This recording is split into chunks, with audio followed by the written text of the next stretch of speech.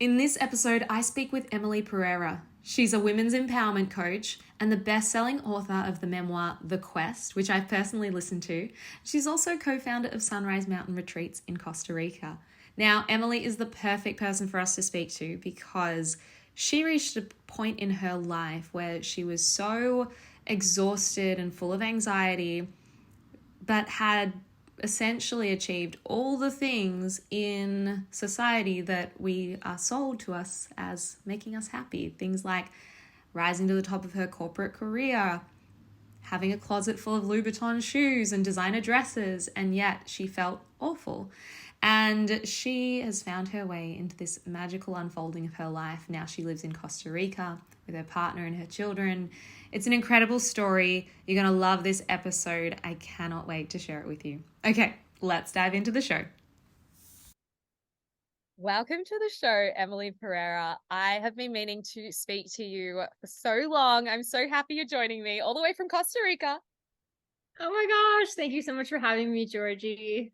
So just for context, for everyone listening, I have been a massive fan of yours ever since I read your book, The Quest, which everyone has to go and find right now, especially if you are living life and feeling like you're maybe on an unconventional path or journey through life, which we were just chatting before about how pretty much so many of us are. And our anxiety tends to tell us that we're doing life wrong in some way in our unconventional life path.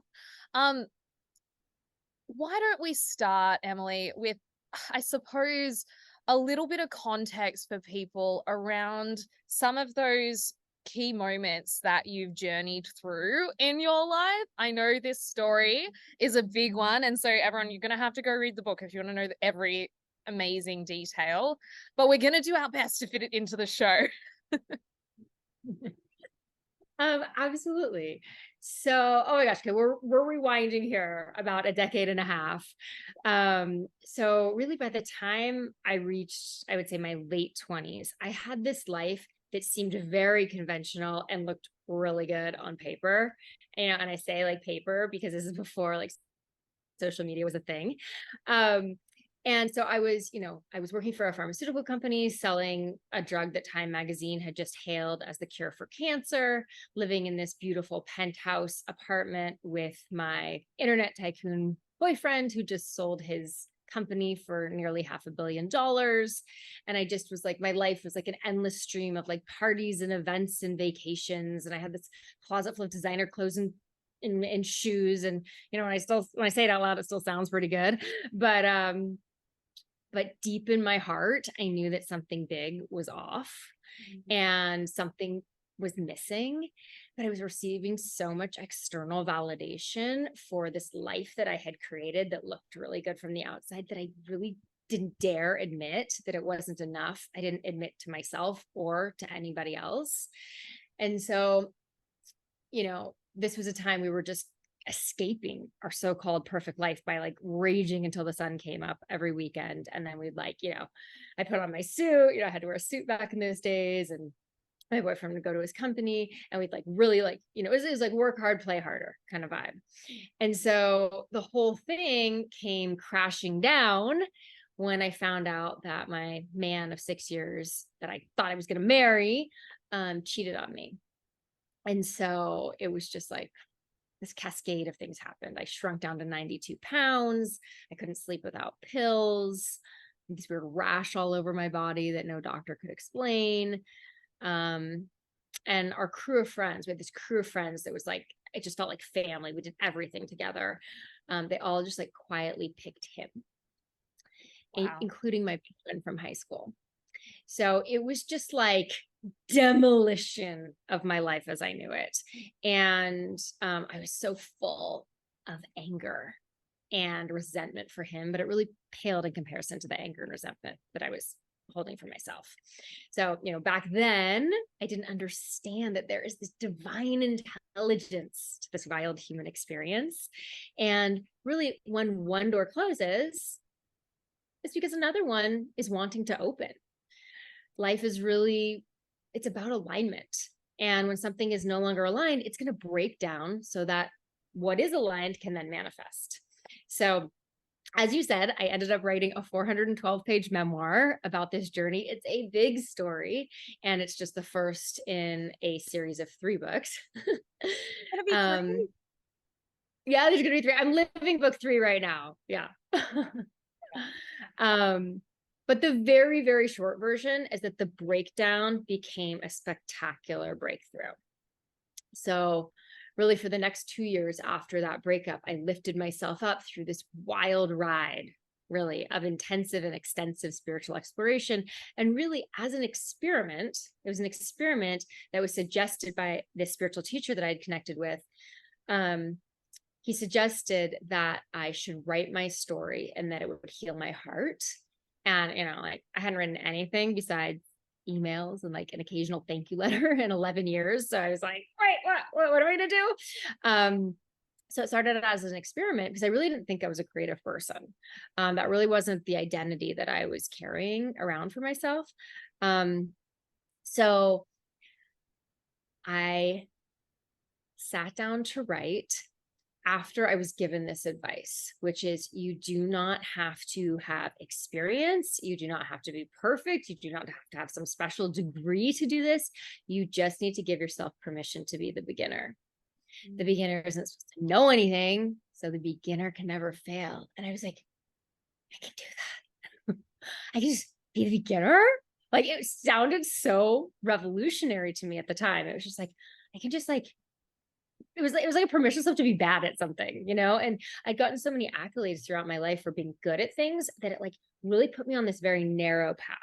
I didn't really know the path was narrowing, but by the time I got to my late 20s, I was really a very fearful woman. I was terrified to do something outside of my lane that like I wasn't good at, and people would find out like I wasn't as like capable or smart, or perfect as I wanted them to think that I was. It's almost And like, so what if they see beyond the mask that I've like carefully constructed and built to show everyone that I'm enough, when deep down exactly. we're not feeling that inside, which I wish more women knew that. Like when we look at those people on social media and we compare ourselves, Emily, and we just like, she looks like she has such a great life. I wish we knew that, of course, we hope people are happy, but I wish we knew sometimes, when quite often there is a sort of perception going on of trying to be perfect to show that enoughness. Absolutely. And usually people that are having a very satisfying life have been through a hell of a lot of shit to get there. Yes. It um, must feel and like that's for you, sorry to interrupt, but it must feel like for you that like first phase of like basically the material side of things and kind of getting to the top of that mountain of that sort of lifestyle is like a totally different life. Like you almost had to go through a death to get to where you are now. oh, totally. And now, when we go through that initial breakdown, it really feels like you're dying. It feels like you've ruined your life, made horrible mistakes, like it's over. I remember being like about to turn 30 and I was like, I'm expired goods. I've ruined my life. I've made all these horrible mistakes. Who's going to ever want me? And now I just like laugh because now I'm 45 and I feel like everything's just starting. And like, I just like this, bright sprite, which is so trippy, because I really just thought it was so over the hill, like turning 30.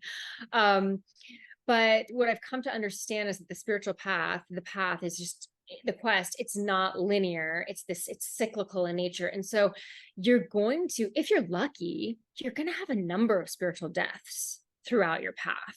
And those deaths are like spiritual winters. And we need those winters. We need those times where things are dying and falling away that are not aligned with you. So you can then go on to that next horizon. And so when I was going through all this, we didn't have the internet the way that we do now, so it was very, very lonely and there weren't inspirational messages. There weren't people talking about their stories. And so fortunately, I manifested a teacher that was shining a light for me. And that really, really helped me. But I'm so happy that there's more voices now that are sharing that, look, like, you're not just going to like wake up and be fully realized at 30. You're going to go through some things. So, so like I said, it was this like, there was this angst within a self. I was literally like being woken up in the middle of the night with this voice being like, when are you going to do something that like is meaningful to you? And I was like, I've been doing so many things. Now I have to do that. But that now I understand that was my intuition that was, leading me to the world and the reality that I have now. And it started with writing. And so now I understand writing really is the master healer at our fingertips that really you've been searching for. It absolutely blows my mind. And so as an experiment, sat down, gave myself permission to be the beginner. And I was so amazed that by suspending judgment, the words flowed freely. And I had a couple of sentences and then a couple of paragraphs and then a few pages. And I had a chapter. And I was like, I remember that first week literally breaking down in tears and being like, oh my gosh, I'm going to be okay. I'm going to be okay. And there was something about the writing that it was like it knocked open a dam, and it was just all of a sudden this just like creative life force energy was pulsating through me. And I started to play guitar and sing and write songs, paint paintings, do improv. Eventually I started dancing burlesque. So doing all sorts of things. And I really had no idea how closely linked the spiritual and the creative are. I didn't know that the creative self is the spiritual self. And so when we are creating, that's when spirit comes in. And in my experience, what happened was, I've been kind of lugging around like a lot of resentment for the ex-boyfriend and the ex-friends. But in moments of inspiration, I found that I was so connected to who I am and why I'm here that there's no place that I would rather be. And it allowed that resentment to alchemize to gratitude. And I realized, oh my gosh, I had to go through that to get here. Thank you. Like that was amazing. I'm so grateful for that experience, for those people.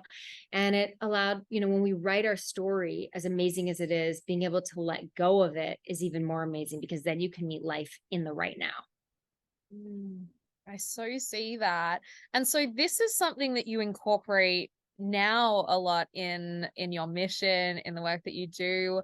You host retreats in Costa Rica. I know we're jumping around with the timeline of your life, but just to give people a little window into the kind of life you're living now. What happens on these retreats, Emily? Yes, absolutely. Well, yes, before we get there, I'll just say a couple more things about what that whole like accessing the creative does for the self. Is that, once you tap into that wellspring of creativity that's living inside of you, it activates the parasympathetic nervous system. So anxiety starts to fall away, and your thoughts, because you're coming into the body, you're having an embodied experience with spirit, you're getting out of the monkey mind and into the body. And so your thoughts become less of like, am I doing this right? What do I need to do more of? I'm not enough. I need to do more of that. And it becomes like, that'd be a cool way to connect those chapters. Oh, I want to use that melody for the next song I write. Oh, I like that color. That look cool in my next painting. And inspired thoughts are very different than anxious, I need to be doing more thoughts. And it just makes the human experience a hell of a lot more fun. So fast forward, through this journey, I started to work with women. I started coaching women. Eventually that led to retreats. And there was one day that I was here in Costa Rica on a retreat. It was the last day of the retreat, I remember. And I just had this moment on my surfboard where I was like, I am never happier than I am when I'm in Costa Rica. And it sounds kind of cheese, but I literally like whispered to the wind. I was like, I don't know how, I don't know when, but I'm gonna live here someday. And looking back on it now, I literally think the wind carried my intention to where it needed to go to make it possible for the life that I have now.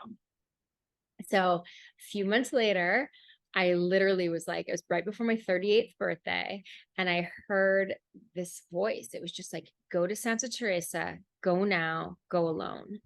And I just was like, it was just the calm, sure voice of intuition. And I was like, boom, I'm going. And so I came back to this place, Santa Teresa, where I live now, that I hadn't been to in 16 years.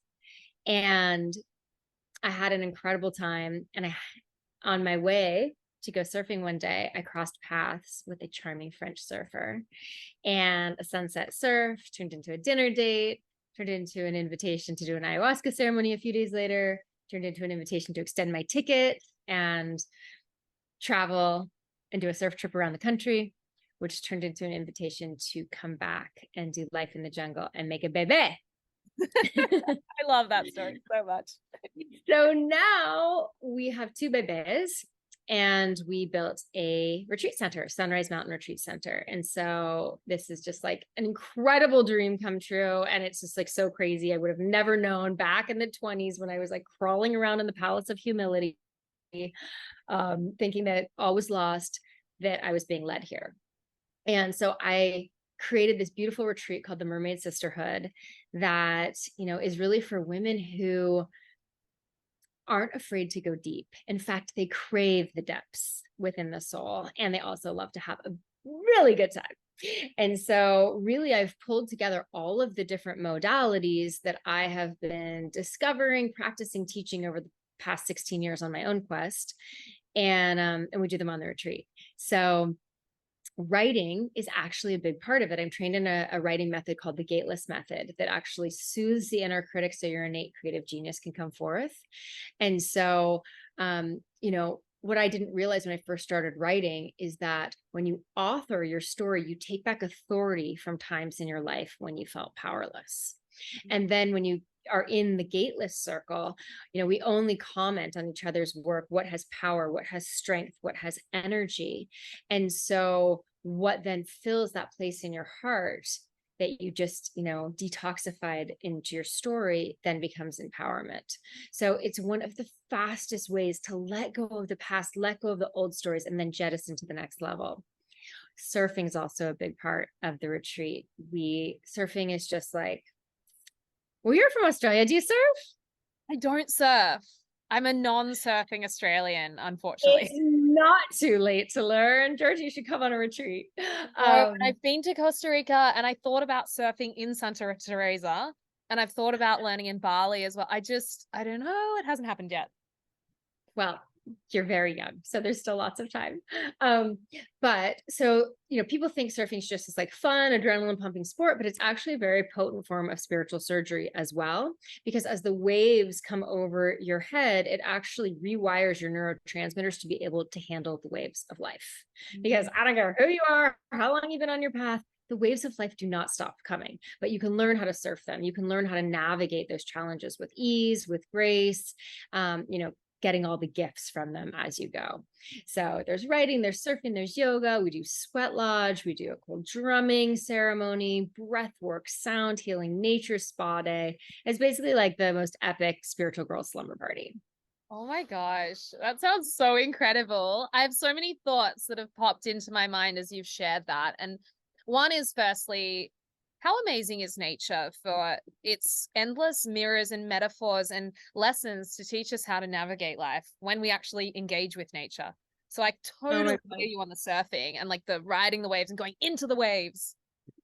Oh my gosh, surfing is absolutely, to me, the most, it's like my gym, my social club, my temple, my teacher, my lover. It's everything. And it's the greatest high and the most humbling thing at the same time. It's the ultimate mirror for life. But yes, the nature thing too. I mean, moving here to Costa Rica, it for me has been an incredible remembering of who I am as part of the natural world, as not like separate from it. Oh, let's go be in nature. No, we are nature. Yeah, 100%. And yet, majority of us are living in cities, and not that you can't also, I think, involve nature into your life in that kind of lifestyle. It can train us into forgetting that nature's there and that we are nature as well. Absolutely. I feel like that's actually a big part of why people feel so disconnected from themselves. And we do hear these statistics of people having so much anxiety and so much depression. I think a lot of that has to do with this disconnection from our mother, from Mother Nature. So even if you are in a city, if there's a park, that you can just take your shoes off and put your feet in the grass or lie under a tree and just see the sunlight like coming through the trees, it actually reactivates something in the brain that connects you with your origin of the earth. And how amazing to know, no matter where or what's going on, like nature's always there. Like no matter what people are available to you, if you find yourself alone, there will always be nature to hold you. I look out at the trees, I'm like, they're my friends. Now it's like the thought of cutting down a tree seems so crazy to me. Whereas like even, since I moved here 7 years ago, I remember Mene, my partner, we were building a house and he was like, I have to cut down a tree. And he was just like so heartbroken. And then he broke his surfboard later that day. He's like, I know it's because I cut down that tree. And he was like so affected. And I was like, gosh, like, okay. And now, like many years later, I'm getting that. I understand. I'm like, oh my gosh, these are really incredible living beings. People are just casually cutting down trees. So and they produce our oxygen. It's almost like cutting off your own arm. Like, yes, exactly. Like we are one. Yes, when we really feel into that connection.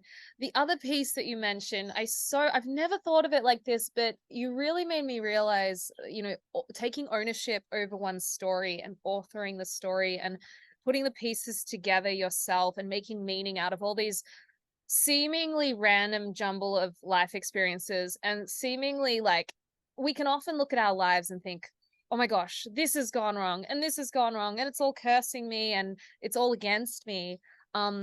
That can be so powerful. And I think this is one of the reasons, and I rarely talk about it, Emily, but I've been writing songs since I was about 15 on my guitar. And I used to write them about boys and heartbreak and like the guy I liked who rejected me or whatever. And that always gave me such a sense of completion of that chapter. Like there are all these boys that have songs written about them in my life. And it was how I processed. Amazing. Yes. And you were taking back authority from those boys.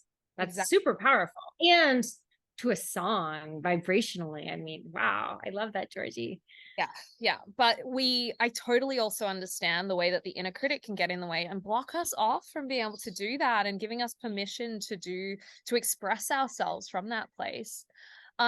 Just coming back for a moment, now that we kind of have the general overview of your life story, and I will say, I mean, we kind of got to about like from about 30 to 38, look, events ensue.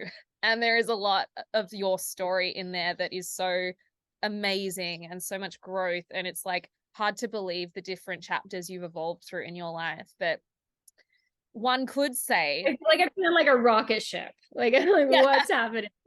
One could say it definitely continues. It's there is no finish line with the spiritual work. There is no done. And that's what makes life so interesting. I feel like it'd be so boring otherwise.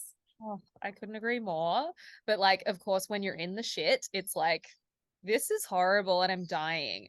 And I would say like I think you're so honest in your telling and you're so vulnerable and you tell it like it is. And I appreciate the detail and the insight into your experience so much, because I mentioned to you how much your book has helped me as well, coming to terms with my own unconventional path through life, as you share your unconventional path through life and all the ways we evolve. For someone who is in that, we've talked about a lot of ways to cope with life, but for someone who is there in that moment, I remember a specific moment you mentioned in The Quest in your first book where you're 31, you're sitting on the porch and you're just like, how am I here again? Like I'm back at square one. This is devastating. For someone that's right there in that moment, what advice would you give them, knowing all that you know now?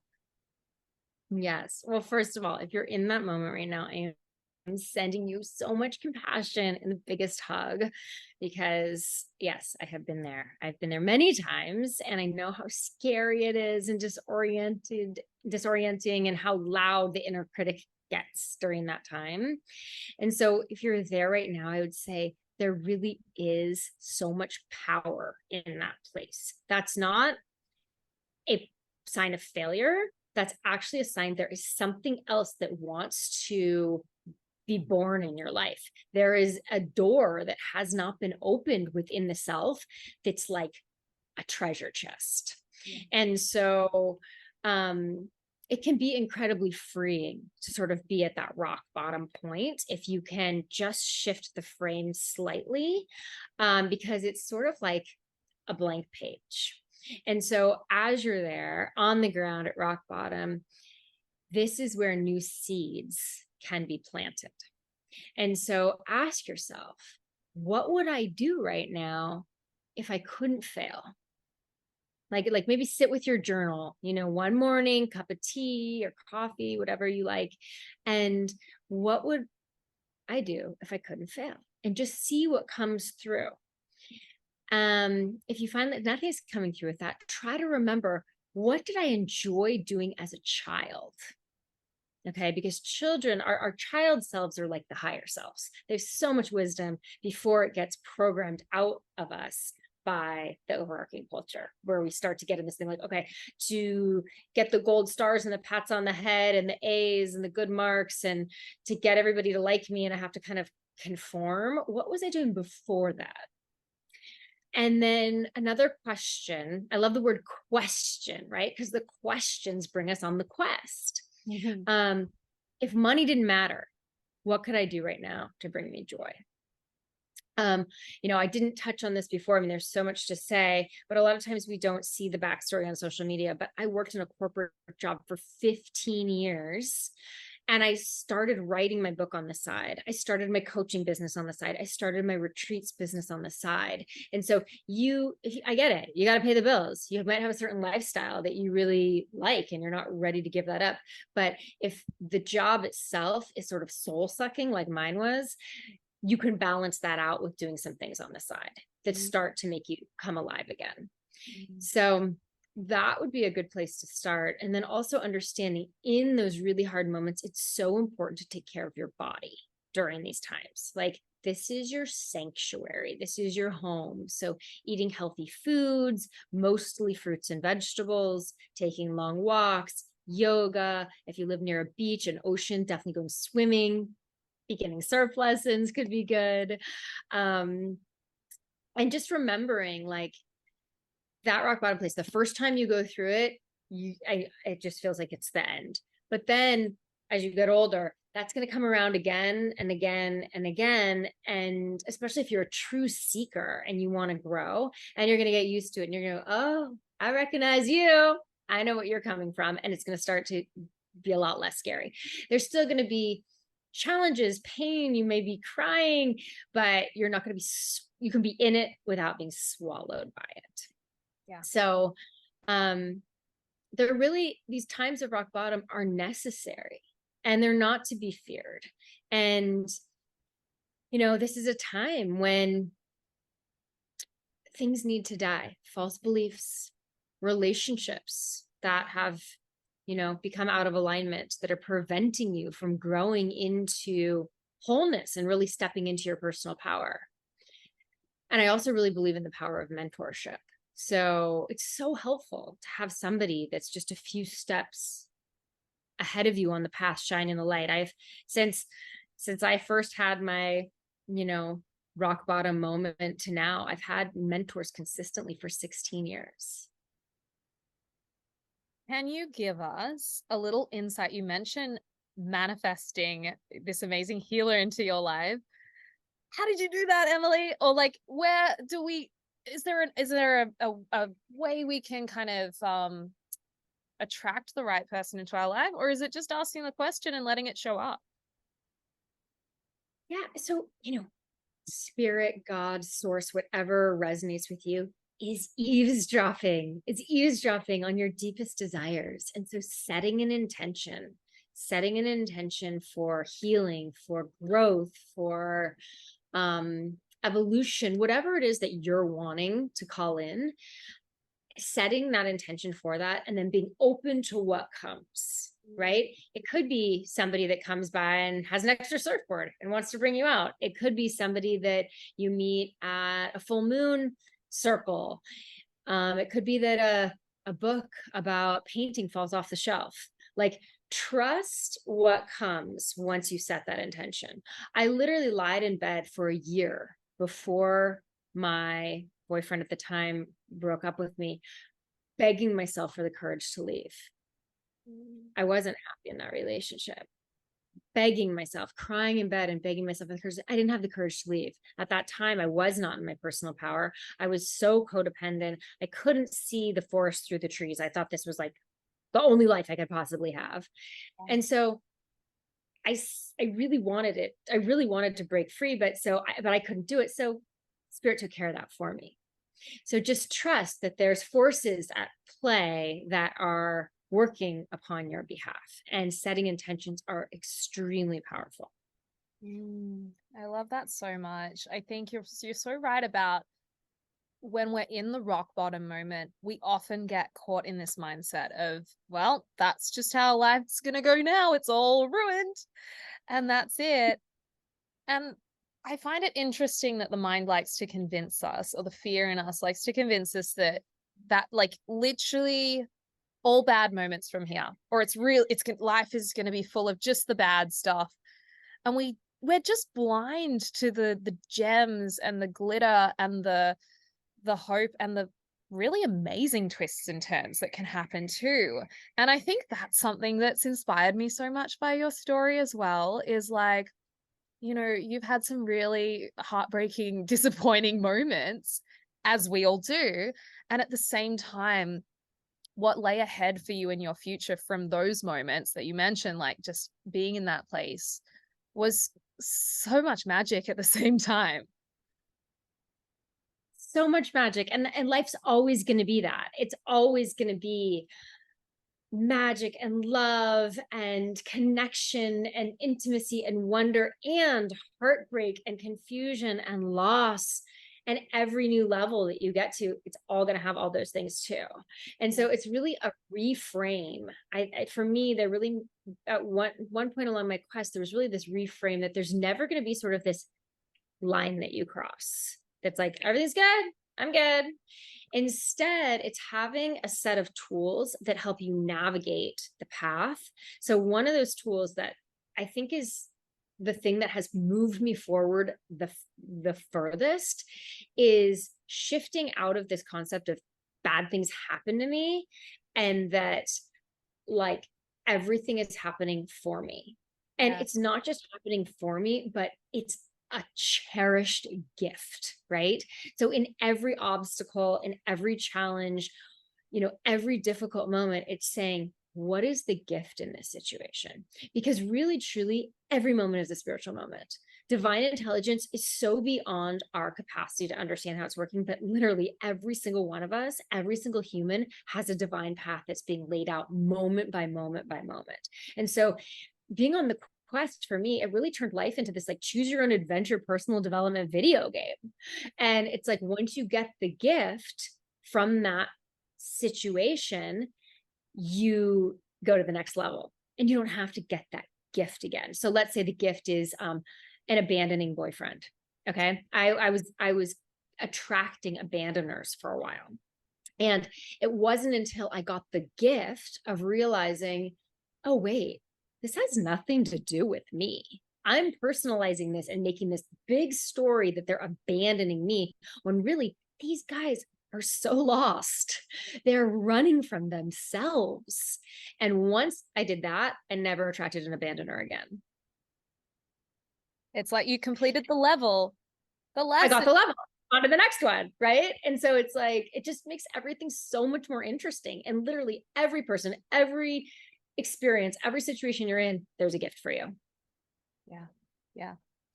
One level that you have been through, and I think it relates to such a large proportion of women going through their 20s, their 30s, whether they're in a relationship or not, is desiring motherhood, if that is something you desire, and not having the guarantee that life is going to grant you that potentially.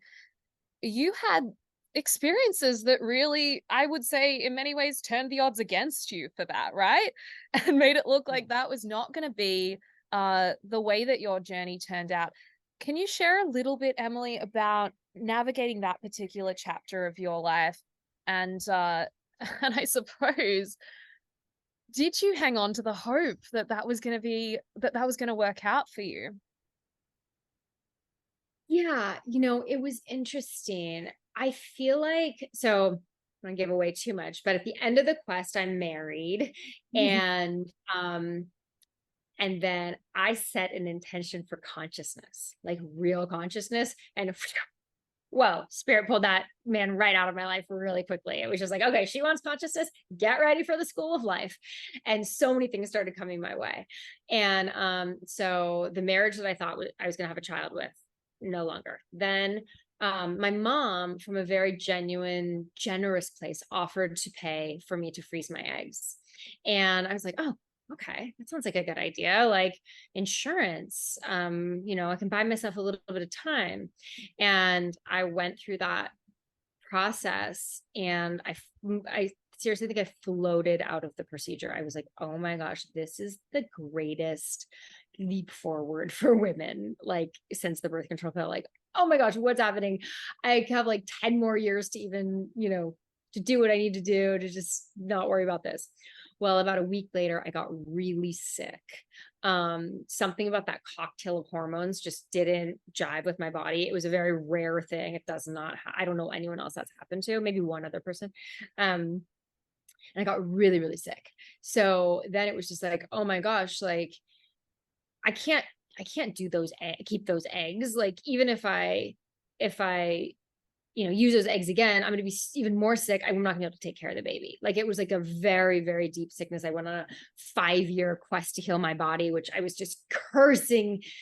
That was a really big one for me. I was like, I've made horrible mistakes. I was back in that, cycle again. I was like, I've made horrible mistakes. I'm losing my trust in spirit. I'm so sick. I felt like a fireplace poker was stabbing me in the vagina 24/7. It was absolute misery. But now, of course, I look back on it as one of the greatest gifts of my life, because I learned how to heal my body. I healed my body with eating fruit, which sounds so crazy.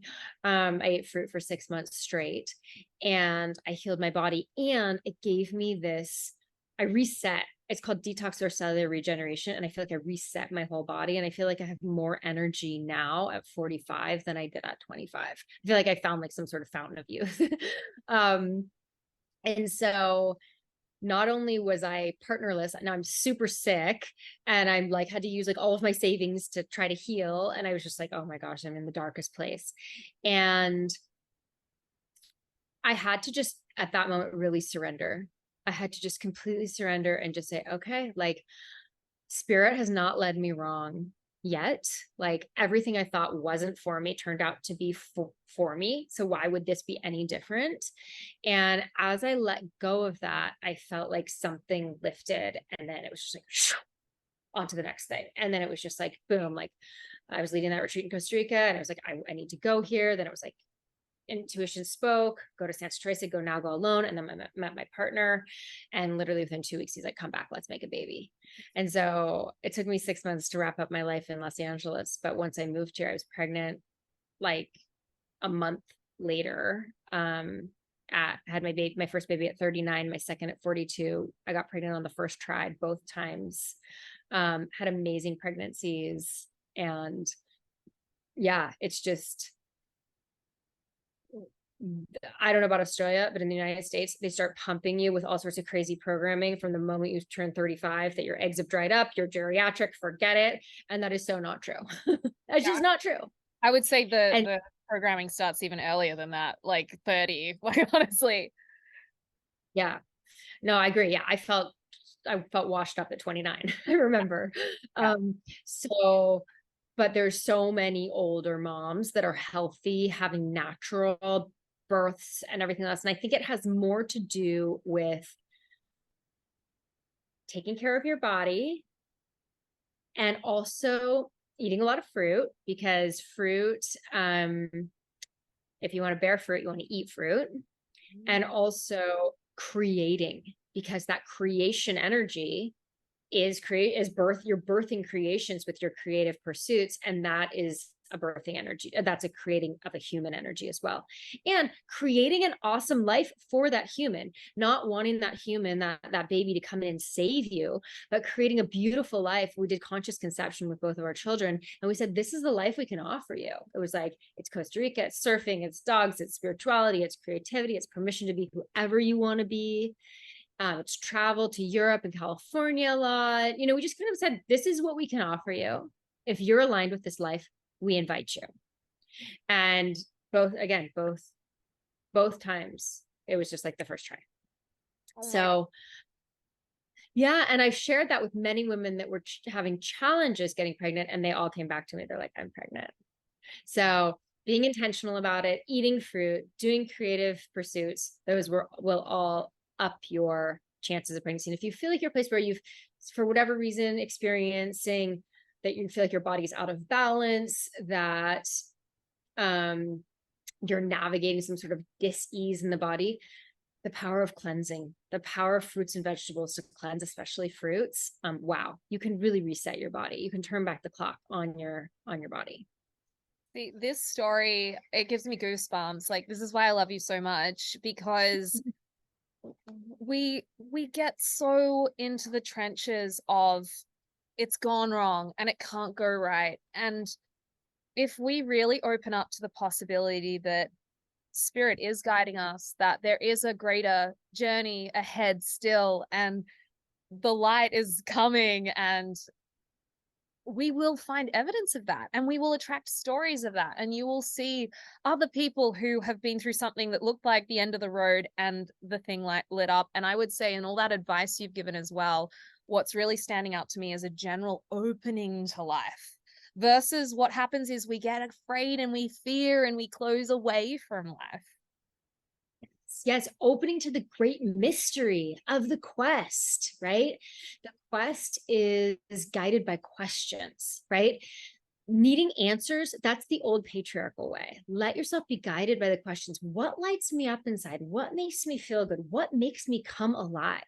And the more you follow those questions, your life is going to open in the most beautiful and magical ways. Oh, I love that so much. That is so why I brought you onto this podcast, and the message I wanted you to help share and spread out and expand into the world, because I hope everyone listening to this episode is just feeling that little light in their heart starting to burn brighter than it was when they started listening.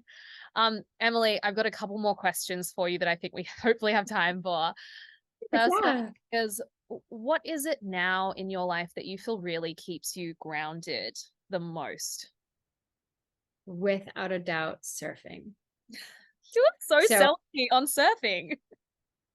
Oh my gosh, it is. Wow. So I learned how to surf. I backpacked through Costa Rica when I was 23 years old with my best girlfriend after we graduated college. And we learned to surf in this town, Santa Teresa. And it just blew me away. Like, I was just so hooked on it that I, on a whim, moved to San Diego when I got back. I was planning to move back to San Francisco where my family lives. And then I was like, great white infested cold ocean, forget that, move to San Diego. So I moved to San Diego and I'm surfing and life is great and everything. And then I met a guy, the guy in the quest, and I moved up to Los Angeles, and he didn't surf. I started surfing less.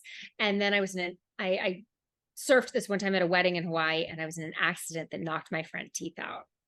So it was this like freak accident. It was like 1 foot waves. I rented a longboard. I was a shortboarder and I didn't really know what I was doing.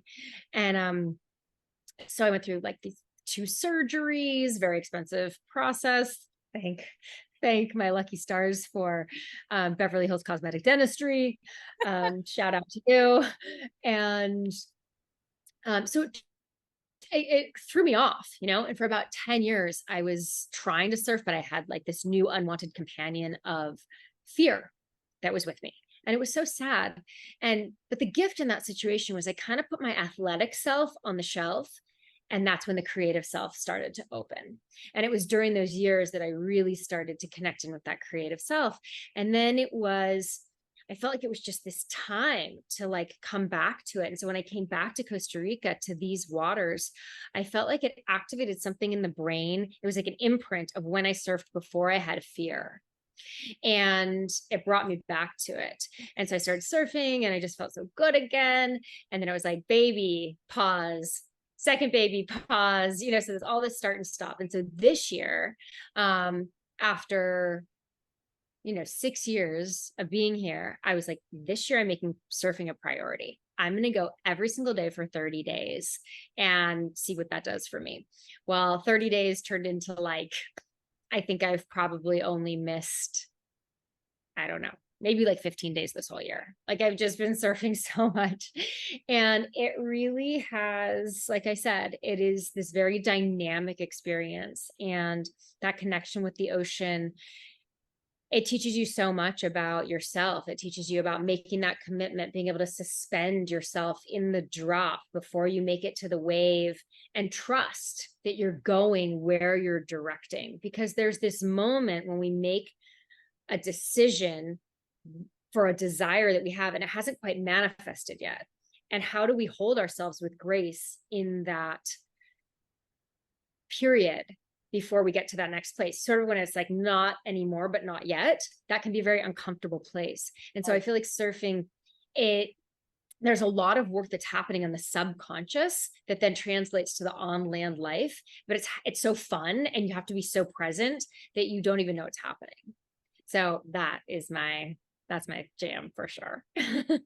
I love that. I'll get into surfing. I'm going to do it. I reflect on a conversation I had a couple months ago with some girlfriends about surfing who they don't surf either, but we were talking about it and they were saying, oh, but you see, like, have you seen how it ages, like the skin and the hair, like all the salt water and the sun.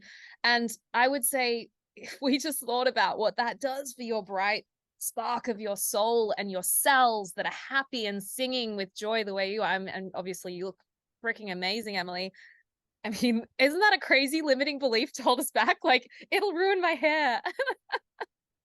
Well, actually, look at my hair. Since I started surfing, I'm not even kidding you. It's like gotten so healthy and thick. I don't know. I don't know what's going on. My hair didn't used to look like this. The key though is putting water in your hair before you go in the ocean, just plain water, and then water again right when you get out. So the salt doesn't like dry it out. But I totally had that thought too. And I was like, I used to be like, no sun, like trying to hide myself from the sun. I really didn't want sun damage, all of these things. And then once I reconnected with surfing, I just had to make a decision. I was like, this brings me so much joy that it's kind of like worth the sun damage to me. I do, of course, I take like a stick and make myself look like a mime before I go out there, just like full coverage. But I think, first of all, the sun is not bad for you. That is a myth. Of course, too much sun can be bad for you, but I always go in the early morning or in the afternoon. So when the light is soft. And the vitamin D, like look at, without the sun, no plants would be growing, no flowers, no trees. We would have nothing. The sun is actually giving us healing codes from the rays, and it's been suppressed from us. Since I have embraced the sun, my health has never been better. I mean, I love the sun too. You don't have to convince me. I just like, it's I don't know if I'm part reptilian or something, but it like warms the blood. It warms the heart. No, you're human. We need this. We need the sun. Every morning, the first thing before I look at my phone or anything, I go out and I stare at the sun, and I let the sun's like soft morning rays like go into my eyes, because they're bringing healing codes into the eyes. Yes, of course. Emily, you have had I just think of some of the people I work with who will latch on to a thing that happened, like a freak accident or a rare health diagnosis or something went wrong. And the mind goes, I'm the one that bad stuff happens to. And this is how life is for me. You have had time after time of those incidents. Like, you could be that person who is saying, like, look how bad, like, look how terrible life has been to me. And yet you really did turn those lemons into lemonade, and you found a way to just let it break you and surrender to the crash of that wave and get back on and surf again. And I just commend you for it. Thank you for being that example. Thank you for sharing the story and sharing how freaking disappointing and scary it's been along the way, but also being an example of the light shining through. It is so powerful. The world needs it. And I'm so excited that we can share a bit more of that with this episode. Everyone, if you love this energy, go find Emily's book. It's incredible. And you're writing the second one at the moment. When will it be ready for us? Oh gosh, I'm not sure. Hopefully sometime next year. Yay. Okay. I can't wait. And I will certainly, be looking out for it, Emily, and I'll announce it to everyone when you do. And you're living the third book now. So that will be an installment to come. Yes. My goodness. Much has happened. Much is happening. I bet it is. Thank you so much for joining me. I better let you go. But before I do, can you share with us where we can best find you, connect with you, and best of all, join you in one of your retreats? Yes, absolutely. My website is emilypereira.com. I'm on Instagram as Emily_begins, in the spirit of being the beginner. And yes, people join me on retreats from all over the world, and it is really such a special experience. Amazing. Well, I'll pop that information in the show notes, and also a link to find Emily's book, The Quest. Go read it. Thank you so much for joining. Yes, on Amazon. Yes, and and I just wanted to say one last thing. Yeah, please.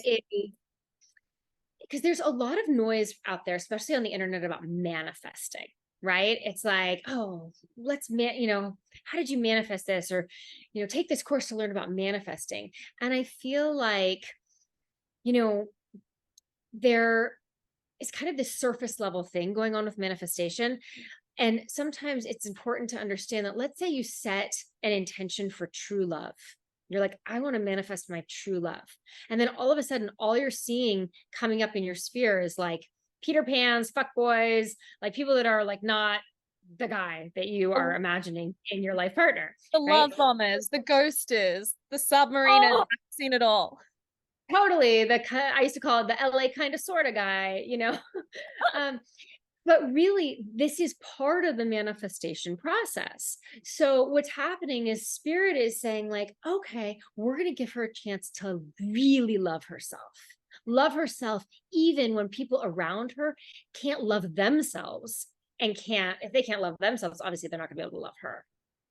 And so then once you're able to really be like, whoa, actually, this isn't about me. I'm still an incredible person. Those were the muscles that you wanted to actually gain, because what we're really seeking in another is what we desperately want for ourselves. And so, maybe it's that you set an intention that you really want to be in your power and be able to speak your truth. Well, then maybe you manifest an abusive relationship with a guy that just keeps cutting you off and shutting you down. Well, that's because that's the most worthy opponent for you to then grow your muscles and sharpen your skills and really be able to stand up for yourself and speak your truth. So it's not like you ask for enlightenment or ask for something and it's like a butterfly like coming over and landing on your shoulder. That's not how it works. So just know when some of the things are happening, you're not doing it wrong. You're right on track. I'm so happy you shared that piece too.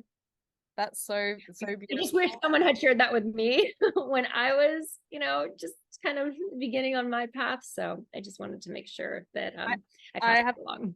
I have no doubt that's a message for me as well. And like, I sometimes think if the version of me I was 2 years ago got what the manifestation of the man she wanted written down on a piece of paper, like that is not, I know now, true unconditional love to be such a different thing to what I knew even 2 years ago. And it's like, I don't want that version now. That's not it. There's a reason. It's evolving. Exactly. We go through the stuff to become masters of what we truly desire and what our heart really wants. Become the people that we came here to be, to reach our destiny, to become self-realized. That's why we're here on this planet. So we're attracting all these different people into our lives, and even the most challenging people in your lives are the greatest gifts, because they're the ones that really help you. It's like that's when you become the diamond. Yeah. Oh my gosh. So everyone listening, that person that's triggering you, that relative, that family member, that ex-partner, or that fuckboy from last week, like whoever it is, they are all your teacher, guiding you to become more of you. And you can choose the other perspective and choose to see it all as against you and like life's just, giving you a hard time. Or you can see to choose it as coming from a place of that love. But if you do that, Spirit's going to keep sending you another one and another one and another one and another one. So until you come back to what's really true is that this life loves you and wants you to have a great time. Exactly. I want you to heal. And wants you to heal and grow. Thank you so much, Emily. You are light. This is fun. So much fun to chat with you. And I will hopefully have you back on the show too sometime soon. Amazing. I would love that. And hopefully I'll see you in Costa Rica sometime. Yes, I would love to join you there, maybe for some surfing. Thanks, Emily. Thank you. Hey, my love. That was amazing. Thank you for everything. I'm going to leave it recording because I figured out with my internet, if I stop it right now, it'll just like end our Zoom. So I'm just not going to do that. Yeah.